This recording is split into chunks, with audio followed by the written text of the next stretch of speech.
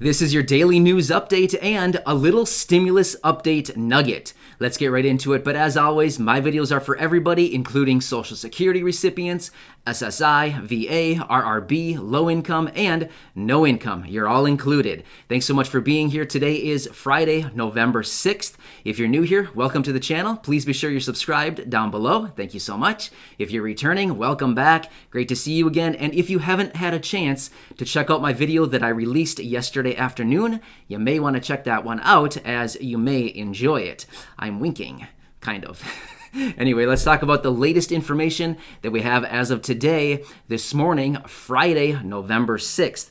So, as of today, we still do not have a president named or determined at this time. However, just a few minutes ago, it was released that Joe Biden now has the lead in Pennsylvania and Georgia. As we know, over the last few days, President Trump was holding a solid lead in both of those states. However, it has shifted just recently, and President or Vice President Biden, Joe Biden, is now in the lead in both of those states. So this actually just flipped this morning. So we're still waiting on several key states right now who are still counting, and none of these states have actually been called yet, as they are all very, very close and too close to call, as they're still counting. But with all of this being said, we can anticipate there are going to be widespread recounts issued by the President Trump administration and his team of people. They're probably going to be issuing recounts, as well as we can anticipate there's probably going to be widespread litigation across the board, because he was out making statements over the last couple of days saying that this is fraud and, whatever. I mean, we can get into that in a different video, but either way, we can anticipate this is going to drag out for a very long time. So as of right now, November 6th, we can probably anticipate we're probably not going to have a president named for probably another month, until early December. We're probably not going to have an answer until then, simply because of these recounts. We know, looking back from many years ago when we've had recounts in presidential elections, they take a very long time to process these recounts, especially if there are numerous of them across several different states, as well as potential litigation. So just something to keep in mind. But like I said, this is probably going to extend into early December. Probably the first week of December is all of this is going to continue to extend. So we have to be prepared for that. But it's probably going to extend right up to very close to the next potential government shutdown. Remember that? Back in late September, we had that potential government shutdown looming if they did not pass additional government funding. Well, here's the deal. They kicked the can down the road, as they always do, to December 11th. That's when the next potential government shutdown could happen if they don't approve additional government funding. So what we can anticipate is they will probably wait until the very last minute, like they did last time, to probably approve the same amount of funding and spending that they are currently doing as of now, and just extend it down the road another couple months like they always do, and try to resolve it then. But either way, that's going to be interesting to watch, because based on the presidential election and where we stand, there could be some controversy, there could be some heat around all of this, and you just never know. You never know what's going to happen with these people. Certainly, as we've noticed for the last, 5 months now, as, not a whole lot has happened other than, pretty much just wasting time. Anyway, so that's pretty interesting. However, this morning, Friday, the non-farm payroll number was released. Now, this is a number that's released only once per month. The first Friday of every month, this number is released. Well, that's today. So here's what it is. It showed that 638,000 jobs were created in October. The unemployment rate fell from 7.9% to 6.9%. But if we're looking at the U6 rate, which many people call this the real unemployment rate, that was at 12.8%, which actually fell down to 12.1%. Either way, that's still pretty high, but either way, it has still fallen quite a bit from where it was several months ago. So this is interesting. Now, many of you may be wondering, what does this have to do with stimulus? Here's the deal. many of the people in Congress, many of these government officials are watching all of these numbers. They're watching these numbers very closely. The reason is they want to get a barometer, kind of a gauge on the economy. How's the economy doing? And they look at all of these different numbers that are released all the time. I mean, each and every week, economic numbers are released. They have a close eye on all these numbers because they want to know where we stand. And they ask the question, do we need more stimulus? How is the economy doing?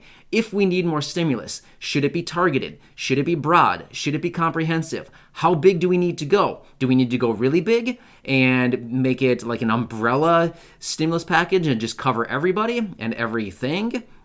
Do we need something more targeted?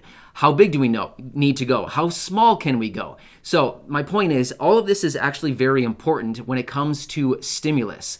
So when we're coming in with really good economic numbers, some people may be looking at it thinking, the economy is doing way better than we thought it would be, and maybe we don't need stimulus. Or we may have the other argument, which is the economy is not doing all that great, and we need to come in with a lot of stimulus and quickly before this thing gets out of hand. However, here is your stimulus nugget. So, as I talked about a month and a half ago, this guy, I called him the leprechaun behind the printing press. He is the chairman of the Federal Reserve, Jerome Powell. So here's the deal with him. He is the guy, he's the chairman of the Federal Reserve. When he speaks, everybody listens. He's very, very influential. So here's the deal. He was actually out this week, and he once again reiterated that we need additional stimulus. Not only do we need additional stimulus, but he continues to encourage go big. Go big. You can't go too big. Remember, this is the guy who sits behind the printing press just typing extra digits in, right? Printing billions upon billions of dollars. Since over the last couple months, how many trillions of dollars has this guy printed? Either way, that's a discussion for a different story or a different video. But anyway, so once again, he's reiterating additional stimulus is needed. Like he was about a month and a half ago, he was testifying in front of Congress, and he was reiterating back then in multiple different statements, we need stimulus, we need it quickly, we need it to go big, we need it to be comprehensive, and we need to reach many, many people, and there's pretty much no fear of going too big, essentially what he was saying. However, in his statements this week, he not only reiterated that we need stimulus, but he made a point to say that we need to reach people who have an annual income of under $40,000. We need to reach those people for additional stimulus. Well, I feel like that's a huge win for many people here on the channel. Let's be real. How many of us here are earning 40 grand or less in a year? I think many of us in this community. As I said early in my videos pertain to everybody, but the majority of the people that watch my videos and are part of this community are those who are receiving maybe Social Security retirement, disability, survivor's benefits, SSI, maybe VA or RRB, your low income, your no income. I say that in almost all my videos. Well, if you're earning 40 grand or less in a year, you're probably falling into this category. So, again, there was some fear a few months ago that these people would be left out. No, I highly, highly doubt that. If anything, it's going to be targeted stimulus for these people, as once again, the chairman of the Federal Reserve is reiterating that we need to really help these people out and we need to target stimulus for these people.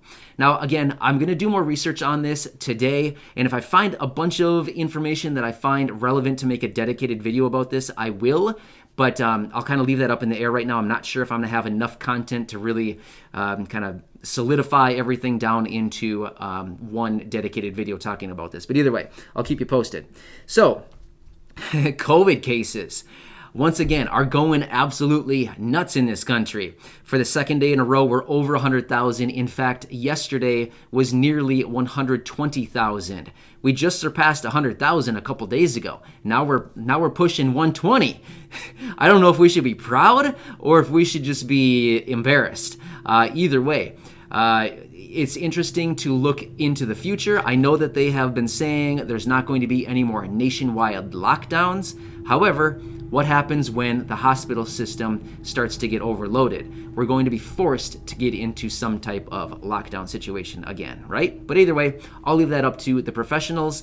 they don't know any, I mean, clearly I don't know anything, and they don't care what I think. Either way, I want to leave that up to them, but either way, I think this is interesting to point out. I hope all of you stay very safe during this time, and maybe I'll catch you later this afternoon. Otherwise, for sure, I'm always here for you. So thanks so much once again for watching, and I will see you